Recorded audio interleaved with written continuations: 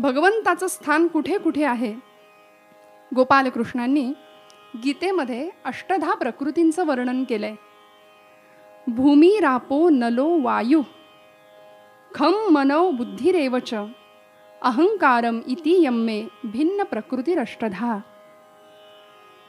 भू जल तेज समीर आणि ख ही पंचमहाभूत, मन बुद्धी आणि अहंकार या अष्टधा प्रकृतींनी ही भगवती सज्ज आहे. या अष्टधा प्रकृतींमध्ये तिचं स्वरूप आहे. याशिवाय ती त्रिगुणात्मिका आहे. सत्व रज आणि तम या स्वरूपांमध्ये तिचा वास आहे. त्रिगुणात्मक असलेली ती त्रिगुणात्मिका. आणि आपल्याला माहिती आहे की भगवान हा ब्रह्मांडाचा नायक आहे, ब्रह्मांड निर्माण करणार आहे. मायेच्या आधाराने त्यांनी विश्वनिर्मिती केली, पण हे विश्व कारणाशिवाय नाही घडलं. असं म्हणतात की विश्व हे कारणांचं प्रतिबिंब आहे. कुठलीही गोष्ट विश्वामध्ये कारणाशिवाय घडत नाही. आपण म्हणतो ना, प्रत्येक गोष्टीला कारण असतं, कारणाशिवाय कुठलीच गोष्ट घडत नाही. आकाशाच्या या पोकळीमध्ये भली मोठी आकाशगंगा आहे. त्या आकाशगंगेमध्ये अनेक सूर्यमाला आहेत, ज्याला आपण गॅलेक्सी असं म्हणतो. त्या सूर्यमालेमध्ये अनेक ग्रह उपग्रह आहेत. त्याच्यामध्ये आमचा पृथ्वी नावाचा ग्रह आहे. या पृथ्वीवरती आमचं भूगोल आम्हाला सांगतं की 71% पाण्याचा अंश आहे आणि 29% जमिनीचा भाग आहे. 71% पाणी आणि 29% जमीन. या पृथ्वीवरती सप्तखंडात्मक आमची ही वसुधा माता. या पृथ्वीवरती हे सगळं राज्य, हे सगळा खंडप्राय अशी भूमी विस्तारलेली आहे. 7 खंडांची ही पृथ्वी, जीवसृष्टी इथे आहे. त्यामध्ये आमचा आशिया नावाचा आमचा खंड, यामध्ये अनेक देश आहेत. त्यामध्ये आमचा भारत देश, मेरा भारत महान असं ज्या देशाबद्दल, ज्या मातृभूमीबद्दल आम्ही अभिमानाने बोलतो, तो आमचा भारत देश. या भारतामध्ये अनेक राज्य आहेत. त्या राज्यामध्ये आमचं महाराष्ट्र. या महाराष्ट्रामध्ये अनेक जिल्हे आहेत. त्या जिल्ह्यामध्ये आमचा जिल्हा, आम्ही जिथे राहतो तो, त्या जिल्ह्यामध्ये अनेक तालुके आहेत. असं करता करता करता करता आम्ही आमच्या गावाजवळ येऊन थांबतो. एवढं ब्रह्मांड मोठं विशाल विस्तीर्ण असताना सुद्धा एवढ्या सृष्टीच्या भल्या मोठ्या पसाऱ्यामध्ये भगवंतांनी आम्हाला जन्म दिलाय. हे किती अलौकिक आहे बघा बरं. आम्हाला जन्म दिला, या पाठीमागं काहीतरी कारण असलं पाहिजे. विश्व हे कारणाचं जर प्रतिबिंब असेल तर आम्ही जन्माला आलो, यामागे काहीतरी कारण असलं पाहिजे. या सगळ्या सृष्टीच्या पसाऱ्यामध्ये आम्हाला आमच्या देहाची पंचभौतिक आखीव रेखीव आकृती देऊन आम्हाला पाठवलंय. उत्तम असा नरदेह त्यांनी आम्हाला दिलाय. आणि तो देह, त्या देहाला जे अस्तित्व आहे, त्याला आम्ही आमच्या नातेवाईकांनी जगाने एक नाव दिलं. आम्हाला नावाने त्या देहाला लोक ओळखतात. सुरुवातीला त्या जीवाला, त्या देहाला नाव दिलं जातं, नंतर समाज नावं ठेवतो त्याच्या कर्तृत्वावरनं. असं बऱ्याचदा होतं. पण या देहाला, चैतन्यरूपी देहाला जे नाव दिलं जातं आणि त्या नावाने ते देहरूपी अस्तित्व जगामध्ये वावरत राहतं. म्हणून जोपर्यंत त्या देहामध्ये चेतना आहे तोपर्यंतच तो देह आपण म्हणतो सजीव, सचेतन. म्हणून आज देवीच्या एका आगळ्या वेगळ्या रूपाला आपल्याला वंदन करायचं आहे. या देवी सर्वभूतेषु चेतनेत्यभिधीयते नमस्तस्मै नमस्तस्यै नमस्तस्यै नमो नमः. चेतनेत्यभिधीयते. चेतना आणि अभिधान. अभिधान या शब्दाचा अर्थ असा आहे की प्रोत्साहन देणं. एखाद्यातल्या चैतन्य शक्तीला प्रोत्साहन देणारी ती भगवती स्वतः चेतना स्वरूप आहे. नव्हे, सर्व देव चालविते, बोलविते, हालविते अशी ती मूळ माया. तिची सत्ता सगळ्या प्रकृतीवर आहे. सगळ्या सृष्टीमध्ये तिचं अस्तित्व आहे. अशी ती चेतना स्वरूप जगदंबा, या तिचं अस्तित्व आमच्यामध्ये आहे. जोपर्यंत ती चेतना आमच्या देहामध्ये आहे तोपर्यंत या देहाला विचारलं जाते. माझ्या गुरुजींची एक कविता आहे. ते म्हणायचे, तो आहे तोवर चालता येतं, बोलता येतं. तो आहे तोवर हसता येतं, रडता येतं. तो आहे तोवर निर्जीव केसांना सुद्धा सौंदर्याच्या स्पर्धेत उतरता येतं म्हणाले. हे सगळं कुठपर्यंत आहे? जोपर्यंत आतली चेतन शक्ती आहे तोपर्यंतच. ती एकदा निघून गेली की संपलं ना. लोक म्हणतात उचला. देहातलं चैतन्यत्व निघून गेलं की थांबत नाही कुणी. आणि देह या शब्दाची व्याख्याच आहे, यद दहते नित्यम तद देहम. जो सतत जळतोय त्यालाच देह म्हटलंय. जो सतत प्रज्वलित आहे आतमध्ये त्याला गोपालकृष्ण म्हणतात अहम वैश्वानरो भूत्वा प्राणिनां देहमाश्रिता. डॉक्टरी परिभाषेमध्ये त्याला जठराग्नी असं म्हणतात. या अग्नीला आम्ही अन्नाची आहुती देतो. आम्ही जेवतो म्हणजे काय करतो? भोजन करतो म्हणजे काय करतो? आणि आपल्याकडे परंपरेचा श्लोक आहे, वदनी कवळ घेता नाम घ्या श्री हरीचे, सहज हवन होते नाम घेता फुकाचे, जीवन करी जीवित्वा अन्न हे पूर्ण ब्रह्म, उदर भरण नो हे जाणीजे यज्ञ कर्म. जय जय रघुवीर समर्थ. अन्नाची आहुती या जठराग्नीला कुठपर्यंत आहे? जोपर्यंत तो अग्नी पेटलेला आहे, प्रज्वलित आहे. एकदा का तो आतला अग्नी थंड झाला की मग बाहेरचा अग्नी आहे. म्हणून संतांनी आम्हाला तो देहबुद्धी प्रज्वलित करायला सांगितली. देहबुद्धीचा नाश झाला पाहिजे याचा विचार संतांनी आमच्या समोर मांडला. मी देह आहे हा विचारच टाकून द्यायचा. मी म्हणजे देह नाही. माझ्या देहात असणारी जी चैतन्य शक्ती आहे तिची आळवणी, तिचं स्मरण करणं हे महत्वाचं आहे. म्हणून देवीचं एक भगवतीचं स्वरूप आहे. या देवी सर्व भूतेषु, सर्व भूतमात्रांमध्ये ती चेतना रूपाने अस्तित्वात आहे. बघा ना, सृष्टीमध्ये आजूबाजूला जर आम्ही बघितलं ना तर सगळीकडे चैतन्याचा वास आहे. एका क्षणापुरतं जरी या मायेने ठरवलं ना की सगळं थांबवायचं. वृक्षाचेही पान हाले ज्याची सत्ता राहिली अहंता मग कोठे. आम्ही कोण अहंकार करणार आहे?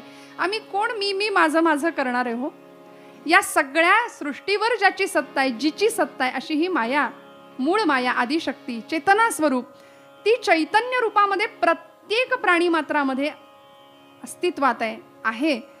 शव आणि शिव यातला हाच तर फरक आहे. शिवातलं शव आणि शिव या दोन शब्दामध्ये जी वेलांटी आहे ना, ती वेलांटी म्हणजे ती चेतना आहे, ती शक्ती आहे. ती निघून गेली की मग शवच आहे. सृष्टीमध्ये पानांचं, झाडाच्या त्या वृक्षाच्या एखाद्या पानांचं सळसळणं असू दे, सुंदर स्वच्छ वाहणारा निर्मळ असा झरा असू दे, त्याच्याकडे बघितलं तरी आम्ही चैतन्य आम्हाला आमच्यातलं जागृत झाल्यासारखं वाटतं. सगळ्या सृष्टीमध्ये ती चेतना रूपाने भरलेली आहे. एवढंच काय, जमिनीतून येणारा एखादा बीजाचा अंकुर सुद्धा तो आम्हाला त्या चेतनामयी स्वरूपाची आठवण करून देतो. तो सचेतन असल्याची जाणीव करून देतो. कसा आहे हो भगवंताचं रूप, किती रूपांनी तो नटलाय. कोटी कोटी रूपे तुझी, कोटी सूर्य चंद्र तारे, कोटी कोटी रूपे तुझी, कोटी सूर्य चंद्र तारे, कुठे कुठे शोधू तुला, कुठे कुठे शोधू तुला, तुझे अनंत देवारे, कोटी कोटी रूपे तुझी, कोटी सूर्य चंद्र तारे.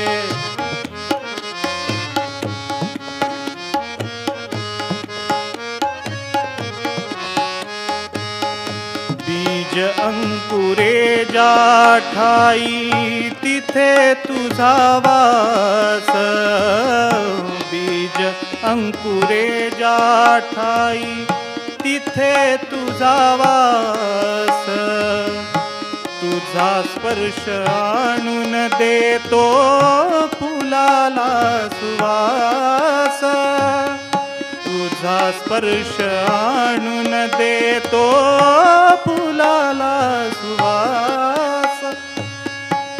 चराचरा रंग विशी, चराचरा रंग विशी, रंग तुझा कोणता रे, कोटी कोटी रूपे तुझी, कोटी सूर्य चंद्र तारे.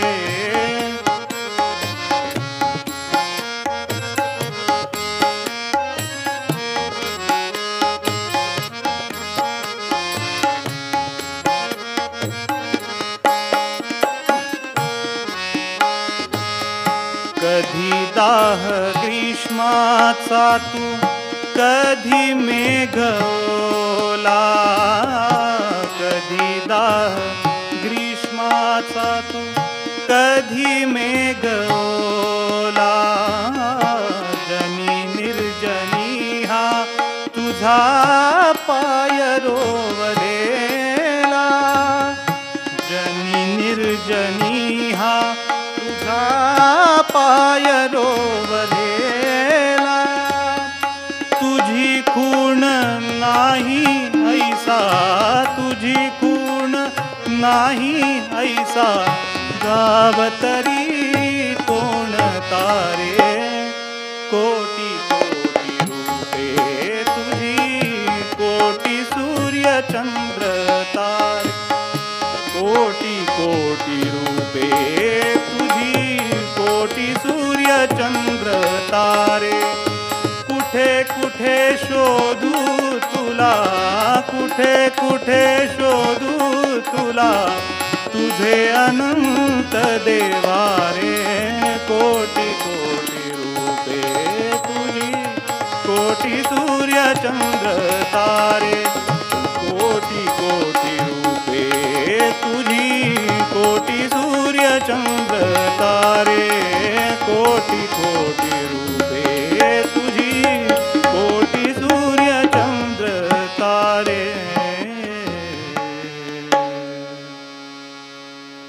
भगवंताचं अस्तित्व त्या ब्रह्म आणि मायेच्या गुणाकारावरच तर सगळं जग चालू आहे ना.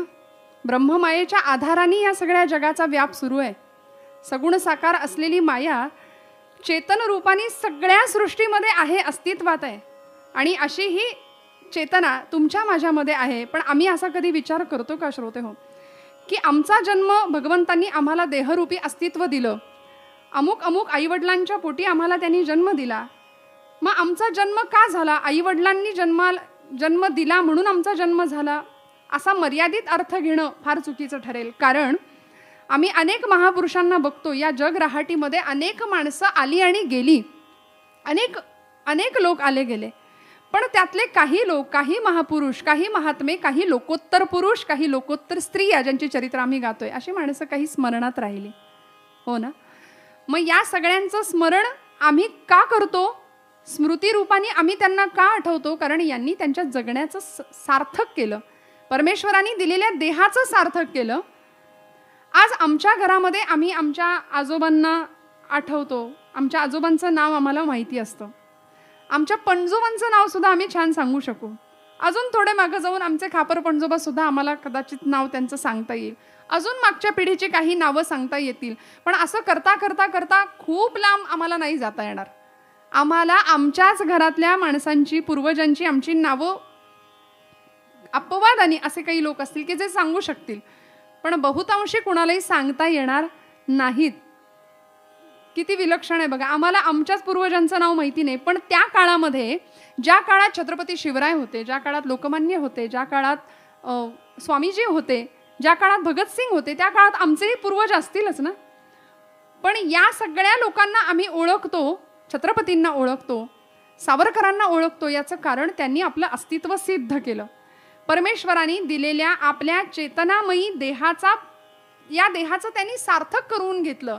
आणि असा तो भगवंत आमच्या देहामध्ये चैतन्य रूपाने, ती भगवती जर अस्तित्वात आहे, तर या चैतन्याची आम्हाला ओळख करून घ्यावी लागेल. आमच्यातल्या आत्मशक्तीचा प्रत्यय किंवा त्याची प्रचिती आम्हाला घ्यावी लागेल. आम्ही असा कधी प्रश्न स्वतःला करतो का? आम्हाला असा कधी प्रश्न पडतो का की मी इथेच का जन्माला आलो? माझा गाव अमुकच, माझा जन्म अमुकच गावात का झाला? अमुकच आई वडिलांच्या पोटी का मी जन्माला आलो? असं म्हणतात की प्रतिभावंतांच्या जन्माच्या जागा सुद्धा परमेश्वर ठरवत असतो. ज्ञानदेवांनी कुठे जन्म घ्यायचा हे ठरलेलं होतं. सावरकरांनी कुठे जन्म घ्यायचा हे ठरलेलं होतं. जिजाऊच्या कुशीतूनच, जिजाऊच्या संस्कारांनी छत्रपती घडणार होते हे ठरलेलं होतं. विठ्ठलपंत आणि आई रुक्मिणीचं सामर्थ्य किंवा त्यांची तपश्चर्या पणाला लागली तेव्हा ज्ञानदेवांनी अवतार घेतला. महाविष्णूंचा साक्षात अवतार असलेले ज्ञानोबा. प्रतिभावंतांच्या जन्माच्या जागा सुद्धा भगवंत निश्चित करत असतो. मग आम्ही सामान्य माणसं, प्रापंचिक माणसं, प्रपंच की परमार्थ, प्रपंच की परमार्थ हे करता करता धड एकही होत नाही. प्रपंचही धड होत नाही आणि परमार्थही धड होत नाही. स्वतःतलं चैतन्य ओळखणं तर लांबच, पण आम्ही कधी स्वतःला प्रश्नही विचारत नाही की मी कोण आहे. काय झालं, एक वाटसरू असा रस्त्याने निघाला होता आणि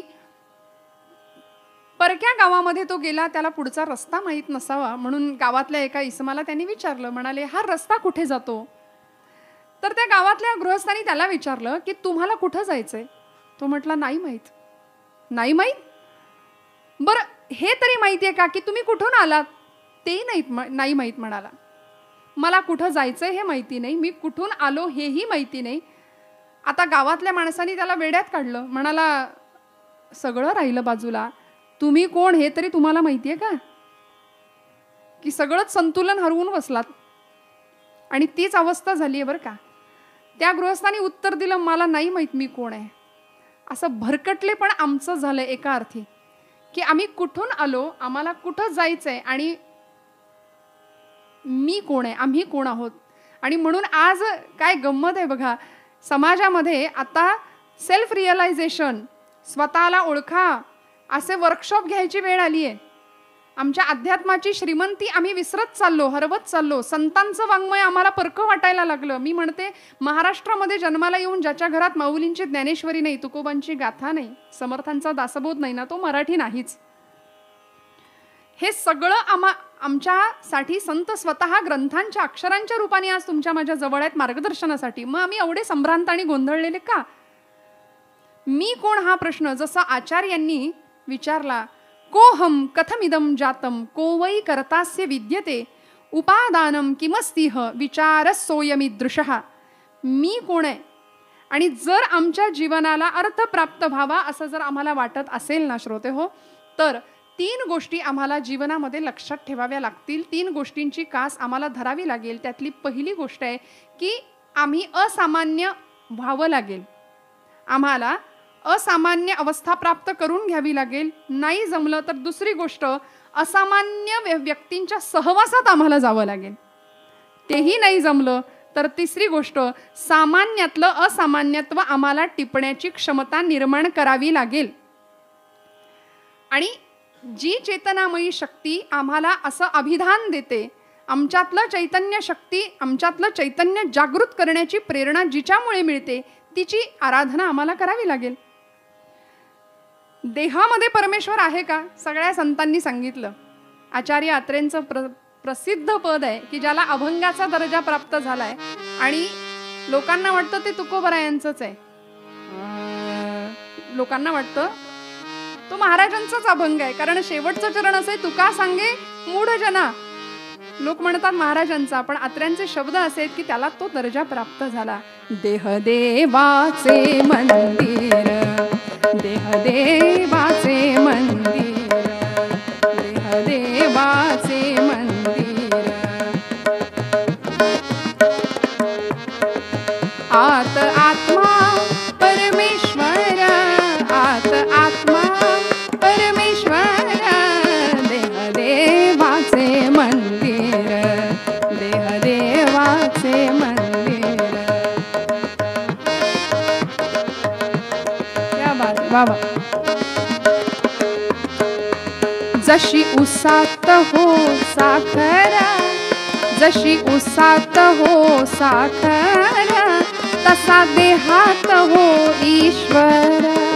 जशी उसात हो साखर, तसा देहात हो ईश्वर. जस दुधामध्ये लोणी, जस दुधामध्ये लोणी, तसा देही चक्रपाणी. देहदेवाचे मंदिर, देहदेवाचे मंदिर. आत आत्मा परमेश्वर, आत आत्मा परमेश्वर, देहदेवाचे मंदिर.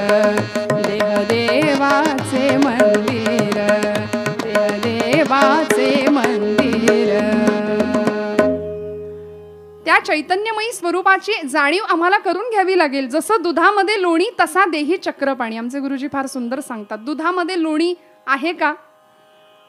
दुधामध्ये लोणी आहे, पण ते दिसण्याकरता ज्या प्रकारची प्रक्रिया करावी लागते, अगदी विरजण लावण्यापासून ते ताक तयार झाल्यानंतर जितकं चांगलं ते ताक आपण घुसळू तेवढं चांगलं लोणी तयार होणार आहे. मग देहातला चक्रपाणी जर दिसायचा असेल तर इथेही घुसळावंच लागेल. आणि घुसळण म्हणजे हे भजन आहे. भजन केलं की तो चक्रपाणी दिसणार आहे. ती चैतन्य शक्ती. आणि दुर्दैव असं आहे की आम्हाला त्या चैतन्य शक्तीचा विसर पडलाय. भगवंतांनी प्रचंड ऊर्जा आम्हाला देऊन पाठवलंय, पण या देवीच्या भगवतीच्या चेतना स्वरूपाचं वर्णन करताना, तिची आराधना करताना अनेक संतांनी तिच्यातल्या चेतनेला वंदन केलं. नवे त्या चेतना शक्तीचा भूत्या होऊन अनेक संत नाचले, तिचे गोडवे गायले. माणगावचे थोर संत, थोर दत्तभक्त, नवे दत्तावतारी असे सत्पुरुष परमहंस परिव्राजकाचार्य वासुदेवानंद सरस्वती टेंबेस्वामी महाराजांचं एक खूप सुंदर पद आहे. खूप सुंदर रचना आहे. काय गोड महाराजांनी देवीला वंदन केलंय बघा. नवरात्रीचा पर्वकाळ चालू आहे. देवीच्या अनेक रूपांचं आपण चिंतन करतोय. देवीच्या शक्ती रूपाला, चेतना रूपाला, लक्ष्मी रूपाला, देवीच्या स्मृती रूपाला, वृत्ती रूपाला, क्षमा रूपाला, दया रूपाला आपण वंदन करतोय ना.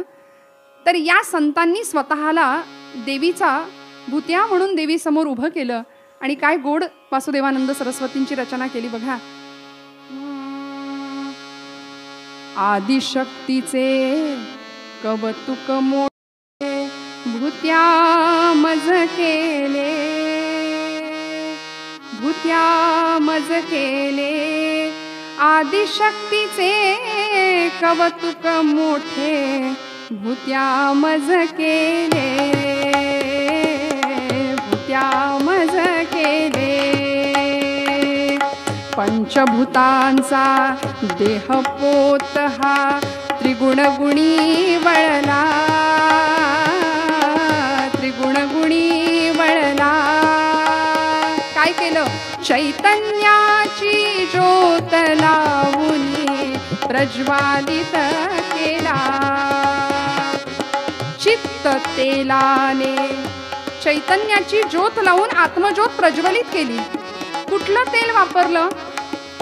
चित्त तेलाने प्राणवायूने त्याला स्थिर केले,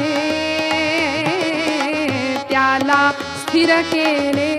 काय गोड वासुदेवानंद सरस्वतींनी सांगितलंय बघा. पंचभूतांचा पोत मी भूत्या आहे देवी तुझा. पंचभौतिक शरीराचा देहपोत मी तुझ्या समोर जाळतोय. त्रिगुणांनी त्याला वळलाय, सत्व रज तमांनी या पोताला. चैतन्याची ज्योत प्रज्वलित केलीये, चित्ताचं तेल वापरलंय, स्थिर केलंय प्राणवायूनी.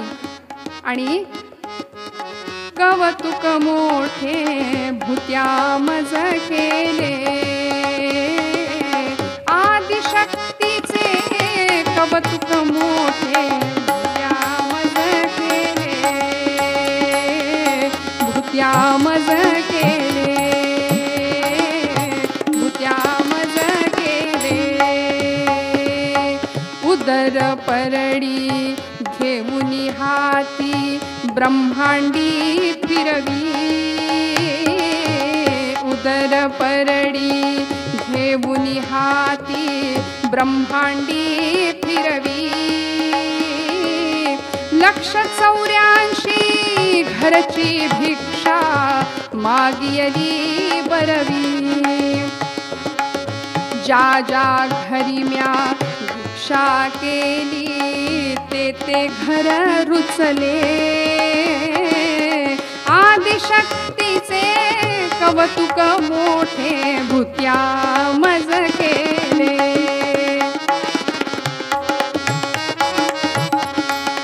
गळ्यामध्ये कवड्यांच्या माळा घातल्या. कुठल्या? वा वा. सकाम कर्मे कवड्यायांची माळा मम कंठी. सकाम सत्कर्मांची कवड्याची माळ माझ्या गळ्यामध्ये देवी मी घातलीये. सकाम कर्मे कवड्या यांची माळा मम कंठी, कर्म फळाचा कुंकुम मळवट माझ्या ललाटी, टिळा बांधुनी टिळा बाधा शकुन सांगुनी लोका भुलविले, आदिशक्तीचे कौतुक मोठे भूत्या मज केले.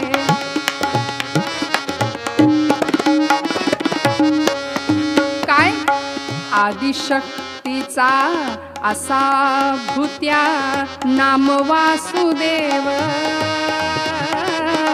नाम वासुदेव, मागवुनी जोगवा सद्गुरु चरणी धरिला दृढ भाव, धरिला दृढ भाव. आदिशक्ती मजला वळवी भूते पण नेले, आदिशक्तीचा मोठे भूत्या मज केले, आदिशक्तीचे कौतुक मोठे भूत्या मज केले, भूत्या मज केले. या देवीचा भूत्या होऊन हिंदवी स्वराज्य संस्थापक छत्रपती शिवराय सुद्धा नाचले हो पोत हातामध्ये घेऊन. इतकी तिची भक्ती. जगदंबा माता की जय. या पद्धतीने आमच्या सर्व संतांनी सत्पुरुषांनी या देवीचे गोडवे गायले. तिची देवी भक्तीची कवड्याची माळ गळ्यामध्ये अभिमानानं मिरवली. या चेतनामयी रूपाला नमस्कार करत असताना संतांनी तिचं स्वरूप जाणून घेतलं होतं आणि स्वतःतलं आत्मतेज सुद्धा प्रकट केलं होतं बरं. म्हणूनच 1400 वर्ष जगून सुद्धा ज्या चांगदेवांना अहंकाराची बाधा झाली, सकळ शास्त्र संपन्न असून सुद्धा, सर्व प्रकारचं पांडित्य असून सुद्धा चांगदेव ज्यावेळी वाघावर बसून ज्ञानदेवांची भेट घ्यायला येतात, तेव्हा ज्ञानदेव, निवृत्ती, सोपानदादा आणि मुक्ताबाई ही 4 भावंड सकाळचं कोवळं ऊन खात बसलेली असताना त्या भिंतीवरती समोरनं वाघावरनं येणाऱ्या चांगदेवांना पाहिलं मात्र. आणि हळूच मुक्ताबाई चैतन्य रूपिणी होती बरं, ती ब्रह्मचित्कला म्हणायचे तिला. या मुक्ताबाईने हळूच आपल्या दादाला सांगावं, दादा चल. एवढं ऐकलं मात्र आणि ज्ञानदादांनी ज्या भिंतीवर बसले होते त्या भिंतीला स्पर्श केला. म्हणाले, चल ग बाई आता तू. जडामध्ये सुद्धा चैतन्य निर्माण करता आलं संतांना, कारण स्वतःतली चैतन्य शक्ती ओळखली होती, जाणली होती. आम्हाला माहीतच नाहीये आम्हाला भगवंतांनी किती ऊर्जा आणि किती चैतन्य शक्ती देऊन पाठवलंय. म्हणून आम्ही या संसारातल्या आणि प्रपंचातल्या कटकटींनाच एवढं सगळं आयुष्य म्हणजे हेच आमचं घर आणि आमची अडचणी. काही लोकांकडे बघितल्यानंतर सुद्धा तो नकार इतका आयुष्यामध्ये असतो की समोर गेल्यानंतर सुद्धा काही खरं नाही आणि काही बरं नाही, अशी त्यांची ती वाक्य ऐकून ना मला तर असं वाटतं संसारी माणसापासून कधीतरी या गोष्टींच्या बाबतीत थोडं दूर राहावं. कारण संसारी माणसं आजूबाजूला असली ना, किंवा प्रापंचिक माणसं, अर्थात आम्ही सगळे प्रापंचिक, पण दुःख उगाळणारी माणसं जर आजूबाजूला ठेवली ना आम्ही, तर आमच्या दुःखांचं ट्रॅफिक ते जास्त वाढवतात, आमच्या अडचणी त्या जास्त भर पडते. आणि म्हणून थोडंसं यांच्यापासून लांब राहावं. नकारात्मकता आली जीवनामध्ये की जीवनातली असलेली ऊर्जा नष्ट होते. त्यामुळे ही चैतन्य शक्ती प्रज्वलित करण्यासाठी विभूती योगामध्ये जसं गोपालकृष्ण म्हणाले, इंद्रियाणां मनश्चास्मी भूतानामस्मी चेतना. सर्व भूतमात्रांच्या मध्ये चेतना रूपाने मी आहे. आणि जसं निर्जीव असलेली जड असलेली भिंत माझ्या ज्ञानोबा माऊलींनी चालवली, तिच्यामध्ये चैतन्य निर्माण केलं. बोलू न शकणारा रेडा वेद बोलला. माऊलींच्या चैतन्य शक्तीचा तो प्रवाह होता, प्रभाव होता. आणि म्हणूनच अशी याच निर्जीव भिंतीसारखी समाज मनाची भिंत सुद्धा निर्जीव झाली होती 18व्या शतकामध्ये. 150 वर्षापूर्वीचा काळ. या समाज मनाचं सुद्धा असंच जडत्व, असाच अचेतन मुरदाड असलेला समाज की ज्या समाजामध्ये स्त्रीला अजिबातच स्थान नव्हतं, पुरुषांच्या बरोबरीने आज आजची स्त्री खांद्याला खांदा देऊन काम करते, प्रत्येक क्षेत्रामध्ये ती अग्रेसर आहे. 50% आरक्षण प्रत्येक क्षेत्रामध्ये आज महिलांना आहे. दुर्गा, काली या रूपांमध्ये ती सगळीकडे, घरचंही तितकंच सुंदर, घरही सुंदर सांभाळतीये, बाहेरचंही काम तितकंच सुंदर ती करतीये. तेवढ्याच खंबीरपणाने, तेवढ्याच अडचणींना सामोरं जाऊन सुद्धा ती सक्षम आहे, सबल आहे. पण पूर्वीचा काळ असा होता की स्त्रीचं अस्तित्वच जिथे नाकारलं गेलं होतं. मुलगी म्हटलं की, आजही समाजामध्ये असा काही भाव आहे की मुलगी जरी झाली ना तरी चुकून कोणीतरी म्हणतंच मुलगा असता तर बरं झालं असतं. आज स्त्री भ्रूण हत्येसारखा एवढा मोठा गंभीर प्रश्न निर्माण झालाय आणि एकीकडे आम्ही नवरात्र तो उत्सव करतो किंवा ती नवरात्रीची देवीची पूजा करतो. हे किती दैव दुर्विलास आहे बघा. 150 वर्षापूर्वी अशी एक पुण्यश्लोक क्रांती ज्योती ज्ञान गंगोत्री आमच्या या महाराष्ट्राच्या मातीला मिळाली होती की जिनी ज्ञानदेवांनी जशी जड भिंत चालवली ना तशी जडत्व आलेली, अचेतन असलेली समाज मनाची जी भिंत आहे, समाजामध्ये चेतना निर्माण करण्याचं काम या ज्ञान गंगोत्रीनी केलं. म्हणून तिला ज्ञान गंगोत्री असंच म्हटलंय.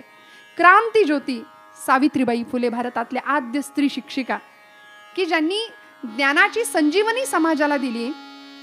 आपल्या ज्योतिबा फुले म्हणजे आपल्या पतीच्या पावलावर पाऊल ठेवून असी धारा व्रत जे पतीने स्वीकारले ते स्वीकारलं आणि त्याचा परिणाम असा झाला की आजचा काळ आपण जो काही बघतोय, फार कशाला लांबचं सांगू श्रोते हो, आपल्या सगळ्यांच्या समोर मी इथे सेवा करू शकते नाही, कुठेतरी त्यांची पुण्याई आहे.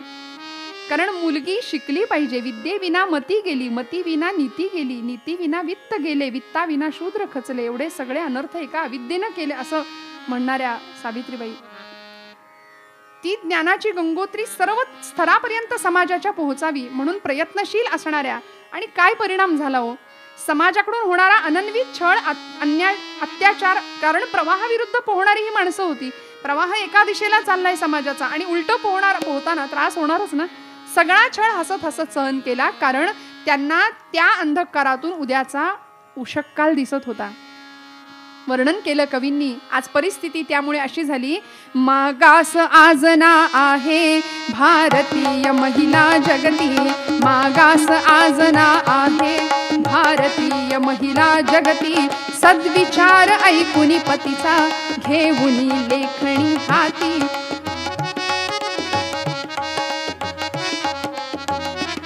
स्त्री शिक्षण देण्यासाठी कटिबद्ध जाहली मगती, स्त्री शिक्षण देण्यासाठी कटिबद्ध जाहली मगती. निंदेचे वादळ उठले, जे उठले तसेच शमले, जे निंदक तेही झुकले. सावित्री आणिक ज्योती घ्या प्रणाम कोटी कोटी, सावित्री आणिक ज्योती घ्या प्रणाम कोटी कोटी. आणि प्राचार्य शिवाजीराव भोसलेंचं एक वाक्य आहे, ते म्हणायचे, जेव्हा समाज जीवनाचा तोल ढासळतो, तत्वांना ग्लानी येते, नीतीचा विपर्यास होतो आणि माणसाचा पशु होतो ना, तेव्हा समाजाला चेतना देणारा, समाजाला संजीवनी देणारा असा एखादा महात्मा प्रकट होतो, त्याला प्रकट व्हावं लागतं. या सगळ्या निंदा अपमान सगळ्याचे घाव सहन करत करत या पतीपत्नींनी आपलं शिक्षणाचं, ज्ञानदानाचं व्रत चालू ठेवलं होतं. नवे पुण्यामध्ये भिड्यांच्या वाड्यामध्ये मुलींची पहिली शाळा सुद्धा स्थापन झाली. आणि या शाळेमध्ये शिकवायला जाणाऱ्या सावित्रीबाई, शाळेमध्ये जाताना अनेक लोकांनी अनेक प्रकारचा त्रास द्यावा, नवे शेणाचे चिखलाचे गोळे सहन करावेत, अंगावर त्याचा मारा व्हायचा, म्हणून ही ज्ञान गंगोत्री, हातामध्ये एक पिशवी असायची, त्या पिशवीमध्ये एक दुसरं लुगडं असायचं, साडी असायची. शाळेमध्ये पोहोचल्यानंतर शेणा चिखलानी भरलेली साडी बदलायची, पिशवीत आणलेली साडी परिधान करायची, नेसायची, पवित्र ज्ञानदानाचं काम करायचं, पुन्हा ती दुसरी साडी परिधान करायची आणि पुन्हा शेण चिखलाचा मारा खात खात घरी यायचं. पण कधीच नकार नाही जीवनामध्ये. का? चैतन्याने सळसळतं व्यक्तिमत्व होतं की माझ्या पतीने हे व्रत अंगीकारलंय ना, त्या पतीच्या कार्याला अनुकूल असं मला वागलंच पाहिजे, कारण हे भगवंताचं काम आहे. देवीचं चेतना स्वरूप इथे आम्हाला दिसतं की कितीही प्रतिकूलता जरी असली, कितीही अडचणी जरी असल्या तरी त्या सगळ्या अडचणींवर मात करून, समाजाचा सगळा विरोध सहन करून, पचवून, ज्याला संतांनी तितिक्षा हा शब्द वापरलाय, सहनम सर्व दुःखानाम अप्रतिकार पूर्वकम चिंता विलाप रहितम सा तितिक्षा निगद्यते, असं तितिक्षेची व्याख्या केली. कुठल्याही प्रकारचं दुःख विलापाशिवाय सहन करायचं, भूतकाळाचा विलाप नाही, भविष्याची चिंता नाही, हे सगळं हसत हसत सहन करायचं. या अवस्थेला तितिक्षा असं नाव दिलं आमच्या संतांनी. आणि ह्या महापुरुषांकडे ही तितिक्षा होती. ज्ञानोबा तुकोबा सगळ्याच संतांना हा अनन्वित छळ सहन करावा लागला. संत होते तोपर्यंत त्यांचे कधी सत्कार सोहळे झाले नाहीत, पालख्या निघाल्या नाहीत, दिंड्या निघाल्या नाहीत. आज संत गेल्यानंतर आम्हाला त्यांचं महत्व कळलं आणि समाजाने मग त्यांच्या पालख्या काढल्या, दिंड्या काढल्या, सोहळे केले. ते होते तोपर्यंत माझ्या ज्ञानोबांना तर अक्षरशः रस्त्यावरून जाताना माधुकरी मागताना कुणीतरी जोडीत पीठ घालावं, दुसऱ्या कुणीतरी येऊन त्या पिठात खडे मिसळावेत, जोडीतलं पीठ जमिनीवर सांडावं, सांडलेलं पीठ भरता येऊ नये म्हणून पिठात रेघोट्या माराव्यात. काय पाप केलं होतं असं. पण तरी सुद्धा ही माणसं डगमगली नाहीत. आपल्या हातातलं व्रत कधीच सोडलं नाही त्यांनी. सावित्रीबाईंचं तेच होतं, कधीच नाही. जो माझा स्त्री समाज मृतवत जीवन जगतोय त्या माझ्या स्त्रियांचा उद्धार झाला पाहिजे म्हणून सावित्रीबाईंना मूल नव्हतं, पण यशवंत नावाचा एक मुलगा दत्तक घेतला. त्याला शिक्षण देऊन डॉक्टर बनवलं. आणि ज्योतिबांच्या म्हणजे पतीच्या निधनानंतर सुद्धा हे ज्ञानदानाचं पवित्र काम सावित्रीबाई करतच होत्या. 1897चा जो दुष्काळ आपल्या महाराष्ट्रामध्ये सगळ्या भारतामध्ये पडला होता तो आपल्या सगळ्यांना माहिती आहे की या दुष्काळामध्ये लोकांना अन्न पाणी तर नाही, गुरढोरं सुद्धा मरत होती. या दुष्काळग्रस्त भागासाठी या दुष्काळामध्ये सुद्धा सावित्रीबाईंनी एवढं मोठं काम केलंय की अन्नदान करावं.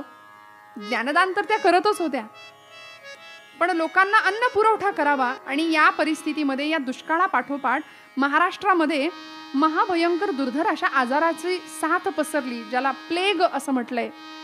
प्लेगची साथ पसरली. माणसं काखेत गाठ येऊन पटापट ताप यायचा आणि मरून जायची. या परिस्थितीमध्ये या प्लेगच्या रोग्यांना यशवंताच्या दवाखान्यापर्यंत घेऊन जायचं, त्यांची सेवा शुश्रूषा करायची. आणि हे करत असताना अचानक कानावर आलं की अमुक अमुक वस्तीतल्या अमुक अमुक 1-2 वर्षाचं बाळ, त्याला प्लेगची लागण झाली आहे. आई वडील प्लेगनी निघून गेलेत. मातेचं अंतःकरण होतं, देवीचं मातृरूपही होतं. धावत गेल्या, त्या 2 वर्षाच्या बाळाला कडेवर घेतलं, यशवंताच्या दवाखान्यात नेईपर्यंत त्या लेकरांनी मान टाकलेली होती. पण या परिस्थितीत सुद्धा शेवटपर्यंत आपल्या हातात घेतलेलं काम सोडलं नाही, ती सेवा. आणि का तर ते चैतन्य, ती आत्मशक्ती जागी होती हृदयामध्ये. उपचार अनेक लोकांना मिळावेत यासाठी प्रयत्नशील होत्या, पण शेवटी त्यांना स्वतःलाच प्लेगची लागण झाली आणि सावित्रीबाईंचा दुर्दैवी अंत झालाय या सगळ्या प्रकारामध्ये. म्हणून भारताला, महाराष्ट्राला, मुलींना स्वतःच्या क्षेत्रामध्ये उज्ज्वलपणे उभं राहण्याची जी संधी मिळाली आज, त्या सगळ्याचं कार्यकर्तृत्व मला सावित्रीबाईंना द्यावंसं वाटतं. याचं कारणच हे की भारतातल्या आद्य स्त्री शिक्षिका होत्याच, पण त्याचबरोबर अनेक प्रकारचा छळ सहन करून समाजाला ही ज्ञानसंजीवनी दिली आहे. मला देवीचं चेतनारूप त्यांच्यामध्ये दिसतं. त्याचबरोबर आमच्या महर्षी अण्णा कर्वेंच्या पत्नी लक्ष्मीबाई कर्वे या सगळ्यांनीच अनंत हाल अपेष्टा सहन करून ज्ञानदानाचं आणि स्त्री शिक्षणाचं, स्त्री मुक्तीचं, स्त्री उद्धाराचं फार मोठा शिवधनुष्य आपल्या अंगावर पेललं होतं. आणि म्हणून आज श्रोते हो, मी सगळ्या महिला वर्गाला सांगेन की आज आपण सगळे हे दिवस अनुभवतोय किंवा भोगतोय ना, ते या सगळ्यांची कृपा आहे आमच्यावरती. भारतातल्या देवीच्या चैतन्य रूपाचं किंवा देवीच्या बुद्धी रूपाचं वर्णन करावं असं एक चरित्र या भारताच्या भूमीने पाहिलं, या मातीने पाहिलं, ते म्हणजे भारतातल्या जशा आद्य स्त्री शिक्षिका सावित्रीबाई आहेत, तशा भारतातल्या पहिला महिला डॉक्टर आनंदीबाई जोशी. आनंदी गोपाळ असं ते दाम्पत्य आम्ही ओळखतो ना, की खडतर परिश्रम, प्रचंड परिश्रम आणि तीव्र इच्छाशक्ती या सगळ्याच्या जोरावर वैद्यकीय क्षेत्रातली MD पदवी संपादन केली आणि भारतातल्या पहिल्या महिला डॉक्टर होण्याचा बहुमान, सन्मान ज्यांनी मिळवला. म्हणजे याही परिस्थितीमध्ये स्त्रीनं शिकणं हाच मुळात गुन्हा समजला जायचा. मुलगी शिकतीये म्हटल्यानंतर हे काहीतरी भयंकर मोठं पाप आहे असा त्या काळच्या समाजाचा विचार किंवा ती मानसिकता. आणि त्या काळामध्ये ही मुलगी डॉक्टरेट करतेय. केवढं विलक्षण, घरच्यांची साथ होतीच, पण विवाह झाला. आणि विवाह झाला एका विधुराशी, गोपाळराव जोशी. त्यांनाही एका विधवेशी विवाह करायचा होता. समाज सुधारणेचं किंवा सुधारणावादी असलेलं ते मत, शिक्षणाचा प्रचंड ध्यास असलेलं ते गोपाळराव जोशांचं व्यक्तिमत्व. पण त्यांनाही आनंदीबाई पत्नी म्हणून लाभली. विवाह झाला आणि त्यानंतर सुद्धा, विवाहानंतर सुद्धा शिक्षणाचा ध्यास या मुलीला लहानपणापासून होता. पण सासरी आल्यानंतर अशी ओढाताण व्हायला लागली की सासरच्या व्यक्तींचं म्हणणं, सासरच्या मंडळींचं म्हणणं असं की घरामध्ये काम कर, घर सांभाळ, आणि पतीचं म्हणणं घरातली कामं सगळी सोडून दे आणि अभ्यासाला लाग आणि अभ्यास कर. घरातले शिकू देईनात आणि पती घरातलं काम करू देईना, अशी दुहेरी ओढाताण झाली. त्यातही आनंदीबाईंना अपत्यप्राप्ती झाली, मुलगा झाला. पण ते मूल दुर्दैवानी कालवशात तापाने निघून गेलं. शिकण्यामध्ये मन लागेना, पण पतीचा एकच ध्यास होता, तुला डॉक्टर व्हायचंय, तुला डॉक्टरेट करायची. स्वबळावर शिक्षण पूर्ण केलं. एवढंच नाही, स्वबळावर अमेरिकेत जाऊन शिक्षण घेण्याची, तिथल्या मेडिकल कॉलेजला ऍडमिशन घेण्याची संधी सुद्धा प्राप्त करून घेतली. आणि आनंदीबाई अमेरिकेला गेल्या.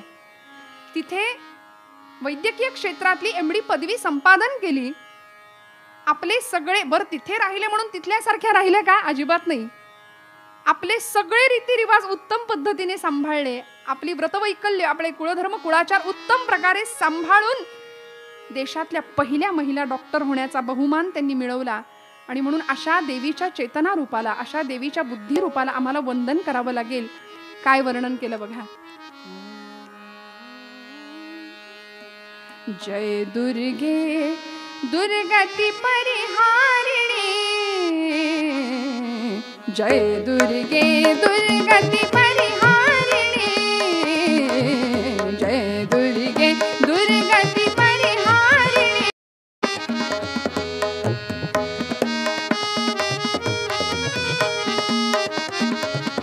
जय दुर्गे दुर्गती परिहारिणी, जय दुर्गे दुर्गती परिहारिणी. शुंभ विदारिणी माता भवानी, शुंभ विदारिणी माता भवानी, जय दुर्गे दुर्गती परिहारिणी, जय दुर्गे दुर्गती परिहारिणी.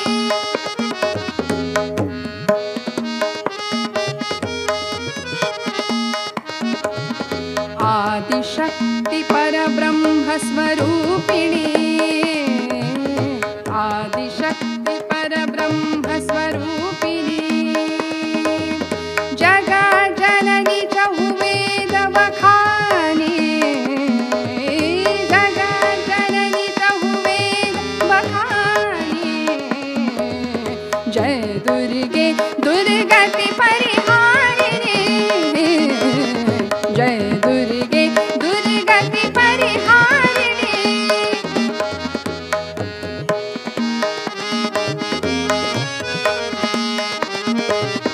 अष्टभुजा कर खड्ग विराजे, अष्टभुजा कर खड्ग विराजे. सिंह सवार सकल वरदानी, सिंह सवार सकल वरदानी, जय दुर्गे दुर्गति परिहारिणी, जय दुर्गे.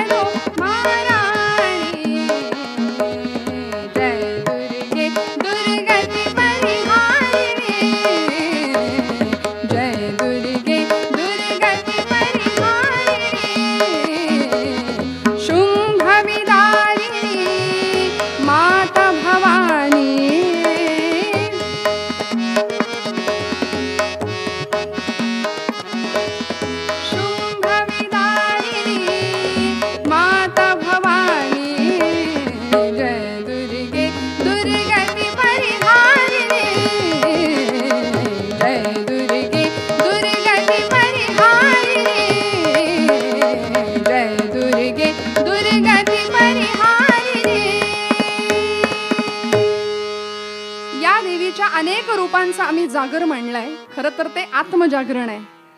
तो हृदयामध्ये तो जागर व्हावा ही त्यातली भावना आहे. देवीच्या चेतना रूपाचा आपण विचार करतोय ना श्रोते हो. या देवीच्या चेतना रूपासाठी संत मांदियाळीमध्ये की जी एक नाही दोन नाही आपल्या तीनही भावंडांची आई झाली, तीनही भावंडांची चेतना झाली नव्हे, ती आद्यत्रय जननी देवांचीही असं जिचं वर्णन केलंय. अशा आमच्या ब्रह्मचित्कला मुक्ताबाई महाराज. काय वर्णन होतं. सत्पदते ब्रह्म चित्पदते माया आनंदपदी जया म्हणती हरी असं ज्यांचं वर्णन केलंय. चैतन्याची त्रिवेणी असलेल्या आमच्या मुक्ताबाई. आई वडिलांनी घोर परीक्षा दिली, समाजाचा छळ सहन केला आणि प्रायश्चित्त घ्यावं या उद्देशाने. आपल्याला माहितीये कथाप्रसंग आपण जाणता की इंद्रायणीच्या डोहामध्ये दोघांनी आपल्याला संपवलं. पण त्या दिवशीची सकाळ उजाडली मात्र आणि 4 वर्षाची मुक्ता डोळे चोळत चोळत चोळत आपल्या अंगणामध्ये आली, त्या झोपडीच्या अंगणामध्ये आली. निवृत्ती दादा अंगणामध्ये बसलेत, सोपान दादा आहेत. दोघांच्या खांद्याला अशी झोके घ्यायला लागली आणि म्हणते, दादा ए दादा, आई कुठे आहे रे. 4 वर्षाचं लेकरू उठल्याबरोबर आई दिसेना म्हटल्यानंतर तगमग झाली आणि विचारलं, आई कुठे आहे दादा. काय उत्तर द्यावं निवृत्ती दादांना कळत नव्हतं. निवृत्ती दादा म्हणाले, मुक्ते आपली आई ना देवाकडे गेली आहे. आपली आई देवाकडे गेली. अरे ती तर रोजच जाते आई देवाकडं, त्यात काय नवीन सांगतोस. येईल ना आता थोड्या वेळात येईल. नाही ग मुक्ते, आई परत येण्यासाठी नाही गेलेली आहे.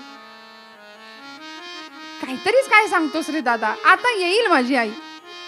आणि म्हणून काही वेळ गेला, बराच वेळ झालेला.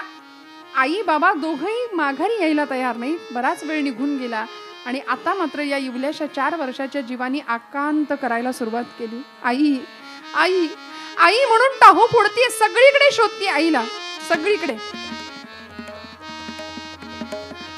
इंद्रायणीच्या तीरावर सुद्धा ही पोर जाऊन आली. आई आई आई म्हणून टाहो फोडावा. निवृत्तीनाथांनी जवळ केलं, मुक्ते ए मुक्ते इकडे ये. ज्ञानोबांना जवळ बोलावलं, सोपानांना जवळ बोलावलं, तिघांनाही जवळ घेतलं निवृत्ती दादांनी आणि समोरचं दृश्य दाखवलं. मुक्तेला सांगितलं, मुक्ता अगं समोरचं ते चिमणीचं घरटं बघतीयस का. हो दादा. अगं त्या घरट्यामध्ये काय झालं माहितीये का, त्या घरट्यामध्ये आताची चिमणीची पिल्लं दिसतायत ना तुला, ती बघ बरं कशी दाणे टिपत बसलेली आहेत. तुला खरं सांगू का, या घरट्यामध्ये काल रात्री एक भली मोठी घार आली ग आणि या पिलांच्या आई वडिलांना ती घेऊन गेली. पण मला सांग, ही पिलं थांबली का दाणे टिपायची. ती त्यांचं दाणा टिपायचं काम करतातच आहेत ना, त्यांचं काम ते करतात ना. मग आता आपण पण नाही थांबायचं. आई देवाकडे गेलीये, देवा घरी गेलीये ना, मग मुक्ता आता थांबायचं नाही. 4 वर्षाच्या त्या इवल्या जीवाला कळत नव्हतं ब्रह्मचित्कला आहे, पण या रूपामध्ये देवीचं चेतना रूप घेऊन आलेली मुक्ताबाई आपल्या दादाला सांगते, दादा काय सांगतोस, आई गेली, मग तुला आता आई कुठली रे, तुला आई कुठली आता. असं म्हणून 4 वर्षाच्या इवल्या मुक्ताला निवृत्तीनाथांनी मांडीवर घेतलं, तिच्या भुरभुरत्या केसातनं हात फिरवला, डोक्यावरून हात फिरवला आणि म्हणाले, मुक्ते माझी आई गेली ना, आता तू माझी आई. म्हणून आतापर्यंत मुक्ता मुक्ते मुक्ते असं म्हणत होते, पण आता ती मुक्ताई झाली. तू मुक्ताई आहेस, माझी मुक्ताई, आमच्या सगळ्यांची तू मुक्ताई, तू आमची आई. आणि मग काय हो, एवढ्याशा 4 वर्षाच्या लेकराने असा पदराचा ओचा खोवला, लगेच पाण्यात शेण कालवलं आणि सडा टाकायला सुरुवात केली. मी आई आहे ना तुमची, लगेच सडा टाकायला सुरुवात केली. ज्ञानादादाला सांगितलं, जा रे ज्ञानादादा, झोळी उचल, माधुकरी मागायला जा. आणि 4 वर्षाची ती परकरी पोर शेजारच्या त्या कुंभारवाड्यातनं लक्ष्मी आत्या आली, हंबरडा फोडला. पोरांकडे बघवत नव्हतं, या पदराचा बोळा तोंडात कोंबूनच आली आणि कोण कोणाचं सांत्वन करतंय तेच कळेना. लक्ष्मी आत्यानी मुक्ताईला जवळ घेतलं, तिच्या भुरभुरत्या केसातनं हात फिरवतीये. मुक्ते मुक्ते काय ग ही वेळ तुमच्यावर आली. आणि 4 वर्षाच्या मुक्ताई त्या ब्रह्मचित्कला आदिशक्तीने उत्तर द्यावं, लक्ष्मी आत्या अगं रडू नकोस ग. आई म्हणायची, भरल्या घरात रडू नये, भरल्या घरात रडू नको, बघ बरं, माझ्या दादानी मला गोष्ट सांगितली, ती चिमणीची पिलं बघ कशी दाणा टिपतायत. दादा म्हणाला, आई गेली म्हणून काय झालं, आपलं आपल्याला काम केलं पाहिजे ना. आणि म्हणून आता थांबून चालणार नाही लक्ष्मी आत्या, अगं रडू नको ग, रडू नको. आणि या परिस्थितीमध्ये ही मुक्ताई या तीनही भावंडांची आई झाली. मी म्हटलं, जडामध्ये सुद्धा चैतन्य निर्माण करण्याचं सामर्थ्य ज्या माऊलींचं होतं, ज्यांनी सच्चिदानंद बाबांचं प्रेत उठवलं आणि नेवास्याला माऊलींचे शब्द घुमले नेवाशाच्या मंदिरात. सच्चिदानंद बाबांनी ज्ञानेश्वरी लिहून काढली. शके 1272 टीका केली पै ज्ञानेश्वरे, सच्चिदानंद बाबा आदरे लेखकू झाला. एवढं सामर्थ्य ज्या ज्ञानराजांचं नव्हे, साक्षात विष्णू स्वरूप असलेले ज्ञानराज, साक्षात विष्णू स्वरूप असलेले ज्या ज्ञानदेवांचा एवढा मोठा अधिकार होता की जडामध्ये चैतन्य निर्माण केलं माऊलींनी, त्या आमच्या ज्ञानादादाला सुद्धा मुक्ताईनी शहाणपण शिकवावं. साक्षात विष्णू स्वरूप असलेले ज्ञानराज. ज्ञानेशो भगवान विष्णू, निवृत्तीर भगवान हरे, सोपानो भगवान ब्रह्मा, मुक्ताख्या ब्रह्म चित्कला. असं हे तीन देव आणि आदिशक्तीचं प्रतिबिंब नवे अंशात्मक असलेले हे अवतार. ज्यावेळी ज्ञानराजांनी माधुकरी मागण्यासाठी बाहेर जावं, समाजाने छळ करावा, कुणीतरी त्या ज्ञानोबांना बोलावं, अरे संन्याशाची मुलं, म्हणून अवहेलना करावी. आणि मग मात्र माऊलींच्या डोळ्यातला तप्त अश्रू तप्त अशा भूमीवर पडावा. उद्विग्न अवस्थेमध्ये, खरं तर ज्ञानराज आणि उद्विग्नता हे समीकरण जुळत नाही. ज्ञानराज कधीच रागवू शकत नाही. विश्वाचा अर्थ माझ्या मनी प्रकाशले असं म्हणणारे ज्ञानोबा आहे. आणि राग मुळीच नाही. पण खरं सांगू का, आपल्या या बहिणीचं श्रेष्ठत्व जगाला कळावं यासाठी ज्ञानोबांनी केलेली ही लीला आहे. बरं, त्या परब्रह्मानी या वेगवेगळ्या नात्यांनी त्या मायेचा आधार घेतलाय. या अवतारामध्ये बहीण म्हणून तिला ठेवलं, तिचा अधिकार जगाला कळावा म्हणून साक्षात ज्ञानराजांनी केलेली ही लीला. प्रचंड असं संतापलोय असं दाखवलं, उद्विग्न मनस्थिती आहे असं भासवलं. आणि गेले, ताटी बंद करून घेतली, दार लावलं. सगळ्यांनी विनंत्या केल्या, विनवण्या केल्या, पण दार उघडायला तयार नाहीत. त्यावेळी मुक्ताबाईंनी पुढाकार घेतला आणि ज्ञानदादाला सांगते, दादा दार उघड बरं, ताटी उघडा दादा.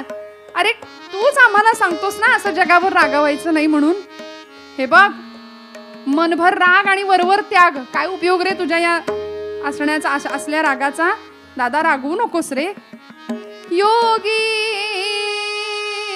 पावन मनाचा, योगी पावन मनाचा, योगी तो योगी आहेस.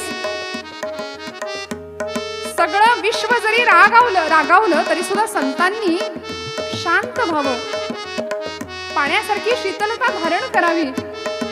दादा ताटी उघडावं.